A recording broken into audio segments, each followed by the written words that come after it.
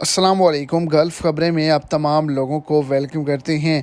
आज के दिन सऊदी अरब हुकूमत की जानिब से सऊदी अरेबिया के अंदर मौजूद तमाम वर्कर हज़रात के लिए एक बहुत ही बड़ा ऐलान किया गया है।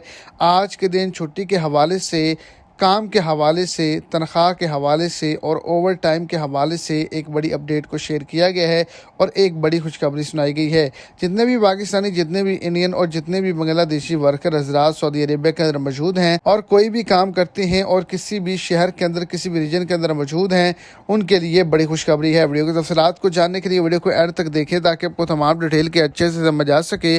और अगर इस चैनल पर आप फर्स्ट टाइम है तो लाजमी से चैनल को सब्सक्राइब करें, वीडियो को लाइक करें और अपने दोस्तों तक इसको ज़्यादा से ज़्यादा शेयर करें।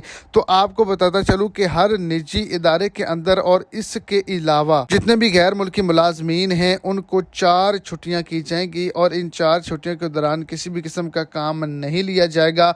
और ये छुट्टियाँ हैं ये 27 जून से शुरू होंगी। इसके अलावा आपको ओवर टाइम के लिहाज से ही तनख्वाह दी जाएगी और अगर कोई कंपनी कफील ऐसा नहीं करती तो उसके खिलाफ सख्त एक्शन किया जाएगा।